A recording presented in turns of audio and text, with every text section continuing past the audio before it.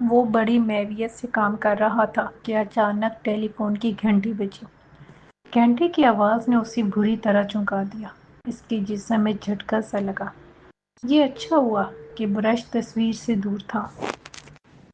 وہ برش سے لڑکی کے ہونٹ سنوارنے جا رہا تھا۔ اگر برش ہونٹوں پر ہوتا تو اس جھٹکے کی وجہ سے ہونٹ سنورنے کی بجائے بگڑ جاتے۔ اس نے ایک لمحہ ٹیلی فون کو گھورا، پھر ایک نظر گھڑی پر ڈالی۔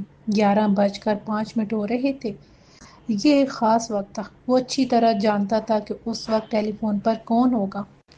انگریزی کے رسالوں پر رکھے ہوئے ٹیلی فون کا ریسیور اس نے ہاتھ بڑھا کر اٹھایا۔ برش اس کی انگلیوں میں دبا ہوا تھا۔ ریسیور کان سے لگا کر اس نے اپنے مخصوص لہجے میں کہا، جی۔ جی کے جواب میں ایک مترنم ہنسی کی آواز سنائی دی۔ وہ جو کوئی بھی تھی، اس کی ہنسی لاجواب تھی۔ اگر وہ موسیقار ہوتا تو اپنی کئی دھنیں اس پر قربان کر دیتا۔ اس کا جی چاہتا تھا کہ اس کی ہنسی ٹیپ کرے اور اسے گھنٹوں سنتا رہے۔ اس کی ہنسی میں پائل کی چنک تھی، بانسری کی مدر تان تھی۔ جب سنتا اس کے کانوں میں رس کھلتا تھا۔ وہ پوچھتا کہ تم کون ہو تو وہ بولنے کی بجائے ایک بار اور ہنس دیتی۔ اس نے جب سے فون کرنا شروع کیا تھا وہ آج تک بولی نہیں تھی، لیکن آج اس نے اپنی ہنسی سنانے کے بعد پہلی بار لب کھولے تھے۔ اس نے کہا تھا، رانجن تم کیسے ہو؟ رانجن، اس نے بڑی حیرت سے دہرایا۔ اس کی سمجھ میں نہ آیا کہ اس نے اسے رانجن کیوں کہا۔ ہاں رانجن، میرے رانجن۔ ہنسی کی طرح اس کی آواز بھی بڑی پیاری تھی۔ اس کے لہجے میں پیار رچا ہوا تھا۔ بابا میں کوئی رانجھا وانجھا نہیں ہوں، آپ کو ضرور کوئی غلط فہمی ہوئی ہے۔ میرا نام ساحل ہے، ساحل عمر۔ میں چھوٹا سا آرٹسٹ ہوں، وہ سادگی سے بولا۔ میں اچھی طرح جانتی ہوں کہ تم کون ہو، تمہارا نام کیا ہے اور تم کیا کرتے ہو۔ مجھے کچھ بتانے کی ضرورت نہیں میرے رانجن، اس نے بڑے یقین سے کہا۔ بولنے کے دوران وہ ہنسی بھی رہی۔ مجھے جانتی ہو تو پھر ساحل کہو، رانجن نہ کہو۔ تو میں ساحل کہوں اور دور کھڑی نظارہ کرتی رہوں، یہ چاہتے ہو تم؟ معلوم ہوتا ہے ادب سے خاصا لگاؤ ہے۔ ادب سے لگاؤ ہو یا نہ ہو، بہرحال بے ادب نہیں ہوں میں۔ اتنے دن سے فون کر رہی ہوں، لب تم نے آج کھولے۔ لب نہ کہو، زبان کہو۔ لب کھلے بنا بھی کیا کوئی ہنس سکتا ہے؟ اس نے ساحل عمر کی بات درمیان سے کاٹ دی۔ ذہین بھی ہو، اچھی بات کہی تم نے، وہ دل سے متعارف ہوا۔ تعریف کا شکریہ، وہ پھر ہنسی۔ اب اپنی بات پوری کرو۔ میں یہ کہہ رہا تھا کہ اتنے عرصے تک تم صرف ہنستی رہی، زبان سے کچھ نہ کہا، آخر کیوں؟ کیا میرے حال پر ہنستی تھی؟ ساحل عمر نے مسکرا کر کہا۔ کسی کے حال پر ہنسنے والے دوست نہیں دشمن ہوتے ہیں۔ میں تمہاری دوست ہوں میرے رانجن۔ یہ کہہ کر وہ ہنسی اور پھر ساحل عمر کا جواب سنے بغیر اس نے ٹیلی فون بند کر دیا۔ ساحل عمر چند لمحے اس کی ہنسی، اس کی باتوں میں کھویا رہا، پھر ایک گہری سانس لے کر ریسیور بہت آہستگی سے رکھ دیا۔ وہ جو کوئی تھی بڑی انوکھی لڑکی تھی۔ یہ سلسلہ اس نے بڑے عجیب انداز میں شروع کیا تھا۔ پہلے ٹیلی فون کی ایک گھنٹی بجنی شروع ہوئی۔ ٹیلی فون کی ایک گھنٹی بجتی اور ٹیلی فون کا سلسلہ منقطع ہو جاتا۔ ایک دو دن تو ساحل عمر نے کوئی توجہ نہ دی، ٹیلی فون کی خرابی سمجھ کر نظر انداز کیا۔ لیکن جب کئی دن تک یہ گھنٹی بجتی رہی اور اتفاق سے اس نے گھنٹی بجنے کا ٹائم نوٹ کیا تو اس پر انکشاف ہوا کہ یہ گھنٹی ٹھیک 11:05 پر بجتی ہے۔ پھر 2 گھنٹیاں بجنے لگیں۔ ساحل عمر کو تیسری گھنٹی پر ٹیلی فون اٹھانے کی عادت تھی۔ کچھ دن 2 گھنٹیاں بج کر ٹیلی فون منقطع ہوتا رہا۔ ایک دن اس نے دوسری گھنٹی پر ٹیلی فون اٹھایا تو دوسری طرف گہری خاموشی تھی۔ اس نے جی کہا تو ادھر سے ٹیلی فون منقطع کر دیا گیا۔ کچھ دن یہی چلتا رہا کہ وہ ٹیلی فون اٹھاتا، جی کہتا تو اس کی آواز سن کر فوراً ٹیلی فون بند کر دیا جاتا۔ پھر ایک دن سانس کی آواز سنائی دی تو محسوس ہوا جیسے کسی نے گہری ٹھنڈی سانس لی ہو، کوئی سرد آہ بھری ہو۔ اس کے بعد ٹیلی فون بند۔ کچھ دن کے بعد یہ گہری اور ٹھنڈی سانس ہنسی میں تبدیل ہو گئی۔ پھر کچھ عرصے یہ ہنسی چلی۔ بالآخر خدا خدا کر کے یہ کفر ٹوٹا۔ اس کافر ادا نے آج اپنی ہنسی کی ساتھ آواز سنائی۔ جو کچھ کہا خوب کہا، لیکن اتنا کہنے کے لیے اتنی دیر کیوں کی؟ اتنا کچھ تو وہ پہلے دن بھی کہہ سکتی تھی۔ اگر وہ پہلے ہی دن یہ سب کچھ کہہ دیتی تو وہ اس کے دماغ میں رجسٹر کس طرح ہوتی؟ اس نے بوند بوند برسنا شروع کیا اور اس کی لو دل پر نقش ہوتی چلی گئی۔ وہ جو کوئی بھی تھی بڑی ذہین تھی۔ بڑی منصوبے ساز تھی، وہ دھیرے دھیرے کھل رہی تھی۔ وہ کیا چاہتی تھی؟ وہ ایسا کیوں کر رہی تھی؟ اس کے بارے میں ساحل عمر کچھ نہیں جانتا تھا اور اسے جاننے کی اتنی فکر بھی نہ تھی۔ وہ ایک بے نیاز نوجوان تھا، اپنے کام سے کام رکھنے والا۔ اپنی انگلیوں کے درمیان پھنسا برش نکال کر وہ ٹیلی فون کے پاس سے اٹھایا اور بورڈ پر لگی تصویر کے سامنے بیٹھ کر اس نے رنگ کی پیالی اٹھائی، برش میں ہلکا سا رنگ لگایا اور اس لڑکی کے ہونٹوں کو پینٹ کرنے لگا۔ ساحل عمر کوئی معمولی پینٹر نہ تھا، وہ ایک غیر معمولی آرٹسٹ تھا اور اپنی انوکھی پینٹنگز کی وجہ سے مشہور تھا۔ ابھی اس کی عمر ہی کیا تھی، 27-28 سال کا ہوگا، لیکن اس کم عمری میں اس نے وہ شہرت پا لی تھی جو ایک آرٹسٹ پختہ عمر میں پہنچنے کے بعد حاصل کرتا ہے۔ وہ ایک زبردست تخلیق کار تھا، اسے تصویریں بنانے کا جنون تھا۔ وہ ریئلزم کا قائل تھا، اور ریئلزم بھی فینٹیسٹی کی آمیزش کے ساتھ۔ حقیقت اور تصور کو وہ اپنی تصویروں میں کچھ اس انداز سے بدلتا کہ تصویر دیکھنے والا اس کی تصویر میں گم ہو کر رہ جاتا۔ اس کی تصویروں میں کوئی اسرار، کوئی چونکا دینے والی بات ضرور ہوتی تھی۔ یہ تصویر اس وقت جس پر وہ کام کر رہا تھا ایک خوبصورت لڑکی کا پورٹریٹ تھا۔ لڑکی دلہنوں والے کپڑے پہنے ہوئی تھی، زیورات سے لدی پھندی تھی، خوبصورت آنکھوں والی۔ اس کی آنکھیں پوری کھلی ہوئی تھیں اور ہلکی سی اوپر اٹھی ہوئی تھیں، جسے اپنے پیشانی کی طرف دیکھ رہی ہو۔ اس کی پیشانی پر ٹیکا نہ تھا، ٹیکی کی جگہ ایک بچھو بیٹھا ہوا تھا۔ یوں محسوس ہوتا تھا جیسے وہ بچھو اس کے بالوں سے رینگتا ہوا اس کی پیشانی پر ٹھہر گیا ہو، اس کا ٹیکا بن گیا ہو۔ یوں تو پوری تصویر میں ہی بڑی جان تھی، لیکن اس بچھو کو دیکھ کر یوں محسوس ہوتا تھا جیسے اب چلا تب چلا۔ کام کرتے کرتے وہ ذرا سا پیچھے ہٹ کر بیٹھا تاکہ تھوڑے فاصلے سے اس کے ہونٹ دیکھ سکے کہ اتنے میں ایک مرتبہ پھر ٹیلی فون کی گھنٹی بجی۔ ساحل عمر نے فوراً گھڑی پر نظر ڈالی، 12:15 بجے تھے۔ رات کے اس پیر کسی کو اس سے بات کرنے کی ضرورت پڑ گئی، یہ سوچتا ہوا وہ ٹیلی فون کے پاس پہنچا۔ ریسیور اٹھا کر اس نے کہا، جی۔ اس کی نظریں تصویر پر تھیں۔ ہائے شہزادے، کیا ہو رہا ہے؟ ادھر سے کسی نے دوستانہ لہجے میں کہا۔ اچھا تو یہ تم ہو؟ ساحل عمر نے اپنی دوست مسعود آفاقی کی آواز پہچان کر کہا۔ کہاں سے بول رہے ہو؟ یار گھر سے بات کر رہا ہوں، ابھی ایک سیشن سے فارغ ہوا ہوں، اس نے بتایا۔ بھائی تمہارا کوئی بھروسہ تھوڑا ہی ہے، تم جہاز سے بھی بول سکتے ہو۔ ویسے بھی جہاز پر تم اس طرح سفر کرتے ہو جیسے کوئی غریب آدمی موٹر سائیکل پر سفر کرے۔ آج اسلام آباد تو کل لاہور، کبھی لندن تو کبھی پیرس، ساحل عمر نے خوش دلی سے کہا۔ کام ہی ایسا ہے، کیا کروں؟ وہ بولا۔ کام تو خیر جو ہے سو ہے۔ ویسے تمہیں اڑنے کا کوئی زیادہ ہی شوق ہے، تو تم ایک جہاز کیوں نہیں خرید لیتے؟ ساحل عمر نے مشورہ دیا۔ اچھا یار اب مجھے معاف کر دے، دیکھ میں تیرے سامنے دونوں ہاتھ جوڑ رہا ہوں۔ مسعود آفاقی نے واقعی ریسیور اپنی گردن میں دبا کر دونوں ہاتھ چھوڑے۔ ساحل عمر کو ہلکی سی تالی کی آواز آئی۔ اچھا یہ بتاؤ کون تھی؟ ساحل عمر نے موضوع بدلا۔ کیا مطلب کون تھی؟ مسعود آفاقی کو ساحل عمر کا سوال سمجھ میں نہ آیا۔ وہ بھائی جس کی سیشن سے تم ابھی فارغ ہوئے ہو، اس کی بات کر رہا ہوں۔ ٹی وی کی ایک آرٹسٹ تھی یار، تم لوگوں کے بڑے مزے، روز ایک نئی لڑکی۔ ساحل عمر یہ کہہ کر زور سے ہنسا۔ اوئے شہزادے، میں نے کوئی حرم نہیں کھولا ہوا ہے اور نہ ہی کسی ملک کا شہنشاہ ہوں، ایک چھوٹا سا فوٹوگرافر ہوں اور یہ لڑکیاں میرے پیشے کا حصہ ہیں۔ جانتا ہوں، ساحل عمر بڑے سکون سے بولا۔ جانتے ہو تو یہ بتاؤ پینٹنگ کا کیا بنا؟ مسعود آفاقی نے پوچھا۔ اسی پر کام کر رہا ہوں۔ تم تو کہہ رہے تھے کہ آج رات تم مکمل کر لو گے۔ مسعود کے لہجے میں پریشانی تھی۔ تو میں نے یہ کب کہا ہے کہ کام پورا نہیں ہوگا؟ ساحل عمر نے اطمینان سے کہا۔ تمہارے لہجے سے اندازہ ہوا۔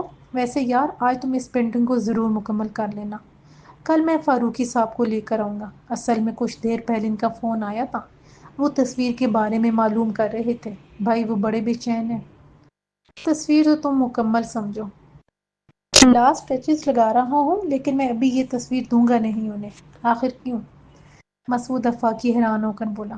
تم کل فاروقی صاحب کو لے آنا، وہ تصویر دیکھ کر جائیں گے، انہیں تسلی ہو جائے گی، لیکن انہیں لے جانے نہیں دوں گا۔ شہزادے اس بکواس کا مطلب کیا ہے؟ یار یہ تصویر کچھ زیادہ اچھی بن گئی ہے، 2-4 دن اسے اپنی نظروں کے سامنے رکھنا چاہتا ہوں، ساحل عمر نے سادگی سے کہا۔ تو نہیں سدھرے گا بھائی، اصل میں تو وہ اونٹ ہے جس کی کوئی کل سیدھی نہیں، نہ تیرے بارے میں پتا ہے کہ کس کروٹ بیٹھے گا۔ مسعود افاقی نے غصے سے کہا، اس سے تو کہیں بہتر بات یہ ہے کہ میں انہیں پینٹنگ مکمل نہ ہونے کے سلسلے میں کوئی بہانہ کر دوں۔ اچھا بھائی، کل تم انہیں لے کر آ جانا اور تصویر لے جانا۔ اب تو خوش ہو؟ ہاں شہزادے، یہ ہوئی نا بات۔ اوکے، پھر کل ملاقات ہوگی۔ یہ کہہ کر اس نے ٹیلی فون بند کر دیا۔ ساحل عمر نے ریسیور ٹیلی فون پر آہستگی سے جمایا اور وہیں بیٹھا بیٹھا تصویر کو دیکھنے لگا۔ وہ تصویر کو بڑی باریک بینی سے دیکھ رہا تھا۔ ایک دم اس کی بچھو پر نظر ٹھہر گئی۔ ایک لمحے کو اسے ایسا محسوس ہوا جیسے بچھو میں حرکت پیدا ہوئی ہو۔ اس نے اپنی اگلی دونوں ٹانگیں لائیں۔ بچھو کو ہلتے دیکھ کر ایک دم اس کے جسم میں سنسنی سی پھیلی۔ آنکھوں میں خوف جگا۔ وہ لاشعوری طور پر پیچھے ہٹا، مگر بچھو اپنی جگہ پر ساکت تھا۔ اس کی حرکت کا احساس بس ایک لمحے کا تھا۔ ساحل عمر طے نہ کر پایا کہ وہ بچھو واقعی حرکت میں آیا تھا یا محض فریب نظر تھا۔ قریب آ کر اس نے بغور بچھو کو دیکھا۔ وہ اپنی جگہ سے بال برابر بھی ادھر ادھر نہیں ہوا تھا۔ بچھو کی حرکت میں آنے والے خیال پر اسے ہنسی آئی۔ اسے یقین آ گیا کہ بچھو کو حرکت کرتے دیکھنا 100% فریب نظر تھا۔ ویسے اپنے اس خیال پر وہ خاموش تھا، خوش تھا۔ وہ خود ہی اپنی تخلیق کے فریب میں آ گیا تھا۔ اس کی تصویر میں جان بڑھ گئی تھی۔ یہ بات اس کے فن کی کامیابی کی دلیل تھی۔ اپنی تخلیق کے نشے میں مست وہ رات کے 2 بجے تک کام میں لگا رہا۔ جب تصویر ہر طرح سے مکمل ہو گئی تو اس پر ایک سرشاری سی چھا گئی۔ تخلیق کی تکمیل کا کیف بالکل ہی الگ ہوتا ہے۔ اس کیف کو، اس مزے کو، اس لطف کو صرف وہی لوگ جانتے ہیں جو تخلیقی کام کرتے ہیں۔ وہ آسودگی سے مسکرا رہا تھا اور نظر بھر بھر کر اپنے شاہکار کو دیکھ رہا تھا۔ ساحل، تم ابھی تک سوئی نہیں؟ اماں اچانک دروازے پر آ کھڑی ہوئی۔ اماں، بس کام ختم ہو گیا، سونے جا رہا ہوں، ساحل عمر اماں سے مخاطب ہو کر بولا۔ اماں ذرا اندر آؤ، آؤ تمہیں ایک زبردست دلہن دکھاؤں۔ ہے دلہن؟ اماں کے چہرے پر ایک دم خوشی آ گئی۔ میں ابھی آتی ہوں، ذرا چشمہ لے آؤں۔ وہ تیز تیز قدموں سے چلتی ہوئی اپنے کمرے میں پہنچی۔ تکیے کے برابر رکھا ہوا اپنا چشمہ اٹھایا اور دوپٹے سے صاف کرتی ہوئی ساحل عمر کے اسٹوڈیو میں داخل ہوئی۔ ساحل عمر نے جس کمرے کو اپنا اسٹوڈیو بنا رکھا تھا، اس کمرے میں وہ کبھی داخل نہیں ہوتی۔ ساحل عمر اسٹوڈیو میں نہ ہوتا تو وہ کمرہ لاک رہتا اور اگر وہ کمرے میں بیٹھا کام کر رہا ہوتا تو اماں دروازے پر کھڑے ہو کر ہی اس سے بات کر لیتی۔ دروازہ ہمیشہ کھلا رہتا۔ دروازے سے وہ تصویر نظر نہیں آتی تھی جس پر ساحل عمر کام کر رہا ہوتا۔ ساحل عمر دروازے کے رخ بیٹھتا تھا۔ تصویر کی پشت دروازے کی طرف ہوتی۔ اماں کو ان تصویروں سے کوئی دلچسپی نہ تھی۔ رات کو جب بھی ان کی آنکھ کھلتی اور وہ ساحل عمر کو اسٹوڈیو میں کام کرتا دیکھ لیتی تو دروازے پر کھڑے ہو کر اسے ٹوک ضرور دیتی تھی۔ حالانکہ وہ یہ بات اچھی طرح جانتی تھیں کہ وہ ان کی بات کو ایک کان سے سن کر دوسرے کان سے نکال دے گا۔ وہ اپنا کام کیے بغیر ہرگز نہیں اٹھے گا۔ پر دونوں اپنی اپنی عادت سے مجبور تھے۔ ساحل عمر بچپن سے ہی انہیں اماں کہتا تھا۔ وہ اس کی ماں نہیں تھی، اس گھر کی ملازمہ تھی، اس کی آیا تھی۔ وہ ان کی گود میں پل کر ہی جوان ہوا تھا۔ ساحل عمر نے انہیں کبھی ملازمہ نہیں سمجھا تھا۔ وہ انہیں اپنی اماں جیسا جانتا تھا۔ اس وقت جب اس کے ماں باپ زندہ تھے اسے ماں جیسی عزت دیتا تھا، اور جبکہ اس کے ماں باپ اس دنیا میں نہیں رہے تھے تو وہ اس کی ماں تھی اور وہی اس کا باپ۔ ساحل عمر کبھی کبھی جب ان کے کمرے میں آ کر بیٹھ جاتا تو وہ اس کے خوبصورت بالوں میں انگلیاں پھیر کر اس سے سوال کرتی، ساحل بیٹا تم شادی کب کرو گے؟ اماں، اسی لیے تو میں آپ کے کمرے میں آتا نہیں ہوں، آپ خراب خراب باتیں کرنا شروع کر دیتی ہیں۔ ساحل عمر انہیں ترچھی نظروں سے دیکھ کر کہتا، بیٹا میرے پاؤں قبر میں لٹک رہے ہیں، پتہ نہیں کب آنکھیں بند ہو جائیں۔ میں چاہتی ہوں کہ اس گھر میں دلہن آ جائے تو دل میں سکون سے مر جاؤں۔ اماں اپنی سناتی، اس لیے تو میں شادی نہیں کرتا۔ وہ ہنس کر کہتا، کیوں آخر؟ میں نے شادی کر لی تو تم چل بسو گی اور میں یہ چاہتا نہیں۔ وہ مسکرا کر اماں کی طرف دیکھتا۔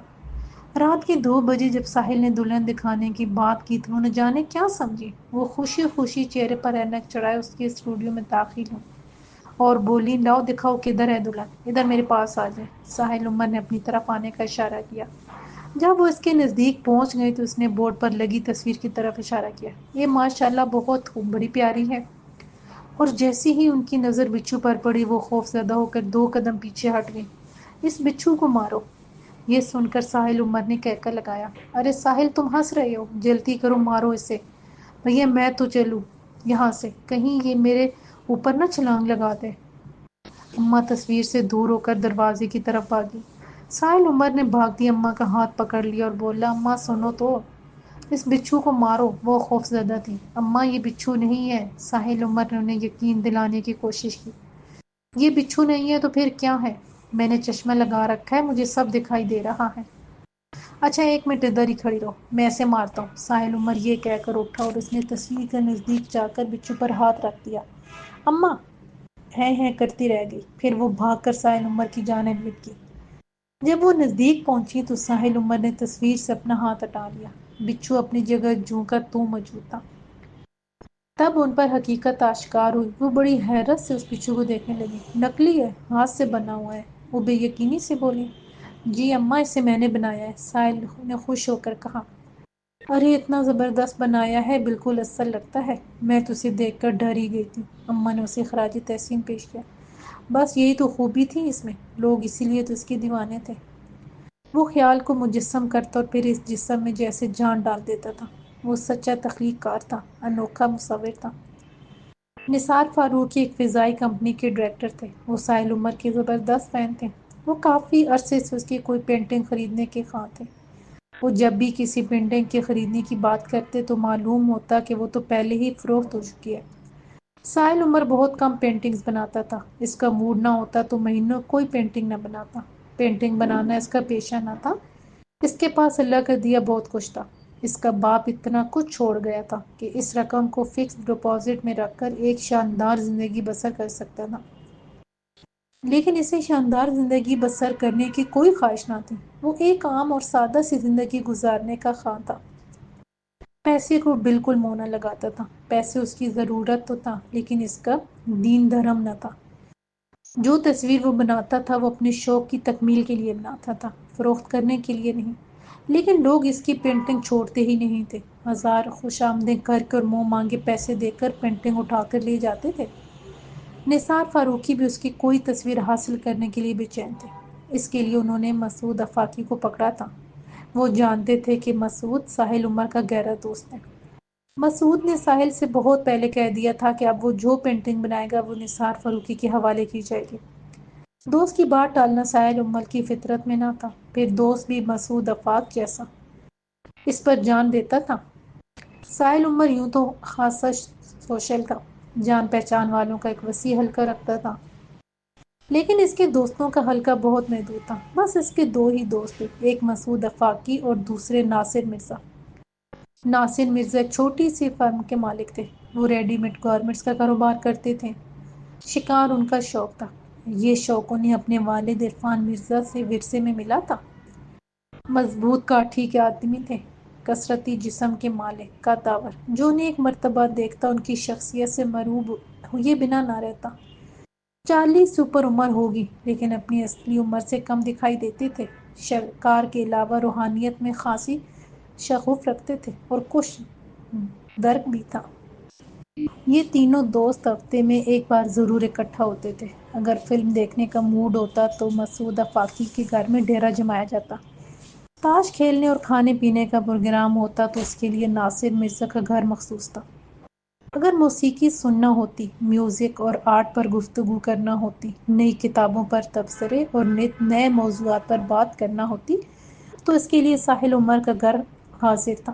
کبھی یہ بھی ہوتا کہ کسی کے گھر نہ جاتے، آؤٹنگ پر نکل جاتے۔ سمندر تینوں کو پسند تھا۔ عام طور سے وہ سمندر کا ہی رخ کرتے یا پھر کسی ہوٹل میں بیٹھ جاتے۔ تینوں کی عمروں میں اگرچہ فرق تھا، لیکن ذہنی ہم آہنگی اتنی تھی کہ بعض اوقات بولے بغیر ہی وہ ایک دوسرے کی بات سمجھ جایا کرتے تھے۔ کسی کو اپنی عمر کا احساس نہ تھا، ساحل کو چھوٹے ہونے اور ناصر مرزا کو بڑے ہونے کا۔ صبح کو مسعود جب نثار فاروقی کے ساتھ ساحل کے گھر پہنچا تو وہ شہزادے تکیے میں منہ دیے سو رہے تھے۔ نثار فاروقی کو مسعود نے ڈرائنگ روم میں بٹھایا اور خود اس کے بیڈ روم میں گھس گیا۔ اماں سے معلوم ہوا تھا کہ وہ رات کو کافی دیر سے سویا ہے، لیکن اتنی دیر سے بھی نہیں سویا تھا کہ اٹھ نہ سکے۔ مسعود نے اماں کو چائے بنانے کا کہہ دیا تھا، پھر اس نے ڈیک میں ایک کیسٹ لگا کر اسے پوری آواز میں کھول دیا اور خود اپنے دونوں کانوں میں انگلیاں ٹھونس کر اس کے سرہانے کھڑا ہو گیا۔ ڈیک کی آواز نے ساحل کے اعصاب جھنجھنانا دیے۔ وہ بڑبڑا کر اٹھ بیٹھا۔ جب اس نے مسعود کو کانوں میں انگلیاں ٹھونستے اور اپنے سامنے کھڑا دیکھا تو اس کے منہ پر تکیہ کھینچ کر مارا اور جلدی سے ڈیک آف کر دیا۔ اس سے پہلے کہ ساحل کچھ بولتا مسعود گویا ہوا۔ شہزادے تمہیں شرم نہیں آتی؟ لوگوں کو دعوت دے کر خود سوئے پڑے ہو۔ فاروقی صاحب آ گئے ہیں کیا؟ ساحل عمر نے پوچھا۔ جی۔ مسعود افاقی نے اسے تیکھی نظروں سے دیکھا۔ کہاں ہے؟ ڈائننگ روم میں بیٹھا ہوا ہے اور اماں کو چائے بنانے کا کہہ دیا۔ اب آپ برائے کرم ہو کر جلدی سے ڈائننگ روم میں آ جائیں۔ چلو ٹھیک ہے، تم جب تک ان سے گپ شپ لگاؤ میں 5 منٹ میں آیا۔ اس نے تیار ہونے میں واقعی 5 منٹ سے زیادہ نہیں لگائے۔ وہ ڈرائنگ روم میں داخل ہوا تو اس کے ہاتھ میں ٹرے تھی جس میں چائے کے 3 کپ رکھے تھے۔ نثار فاروقی نے اسے ڈرائنگ روم میں داخل ہوتے دیکھا تو احتراماً اٹھ کر کھڑے ہو گئے۔ ساحل عمر نے جلدی سے ٹرے میز پر رکھی، آگے بڑھ کر بڑے اتفاق سے ہاتھ میں لایا اور خوش دلی سے بولا، سر تشریف رکھیے۔ پھر اس نے ان کے سامنے چائے کی پیالی رکھی۔ مسعود نے اپنا کپ خود ہی اٹھا لیا۔ تصویر کا کیا بنا؟ نثار فاروقی نے بڑی بےتابی سے پوچھا۔ بن گئی، ساحل عمر نے مختصراً جواب دیا۔ واہ، کیا خبر سنائی؟ پھر دکھائے نا۔ فاروقی صاحب کپ میز پر رکھ کر کھڑے ہو گئے۔ فاروقی صاحب ایسی بھی کیا بے صبری، چائے تو پی لیں، اب تصویر کہیں نہیں جاتی، مسعود نے ہنستے ہوئے کہا۔ لیکن انہیں کہاں صبر تھا۔ 2 لمبے گھونٹوں میں انہوں نے اپنی چائے ختم کر دی اور صوفے پر بیٹھنے لگے، پھر پہلو بدلنے۔ ساحل عمر ان کی بے قراری دیکھ کر جلدی اٹھ گیا اور انہیں اپنے پیچھے آنے کا اشارہ کیا۔ نثار فاروقی نے تصویر دیکھی تو حال سے بے حال ہو گئے۔ کئی بار ساحل عمر کا ہاتھ چوما اور وہیں بیٹھے بیٹھے ایک بھاری رقم کا چیک لکھ دیا۔ چیک کاٹ کر انہوں نے بڑے ادب سے ساحل عمر کو پیش کیا اور بولے، اسے اپنی تخلیق کا معاوضہ نہ سمجھنا، یہ تصویر انمول ہے، اس چیک کو ایک حقیر نذرانہ سمجھنا۔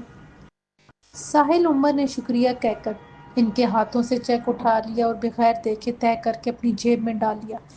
پھر اس نے تصویر پیک کر کے ان کے حوالے کر دی اور وہ دونوں تصویر لے کر چلے گئے۔ باہر کا گیٹ بند کر کے پلٹا تو اماں کو دروازے پر کھڑے پایا۔ اماں کیا ہوا؟ اس نے دور ہی سے پوچھا۔ اماں نے بجائے جواب دینے کے کان پر ہاتھ رکھا۔ اچھا۔ وہ تیزی سے بھاگتا ہوا اماں کے نزدیک آ گیا اور بولا، کس کا فون ہے؟ کوئی لڑکی ہے، اماں نے بتایا۔ لڑکا کا نام سن کر اس نے اپنی گھڑی پر نظر ڈالی۔ گھڑی میں 11:05 ہو رہے تھے۔ یہ ایک مخصوص وقت تھا، لیکن یہ دن کا وقت تھا اور دن میں اس کا کبھی فون نہیں آیا تھا۔ وہ سوچتا ہوا اپنے اسٹوڈیو کی طرف بڑھا۔ ہائے رنجن، کہاں تھے؟ ادھر سے مترنم ہنسی کے ساتھ کھنکتی ہوئی آواز سنائی دی۔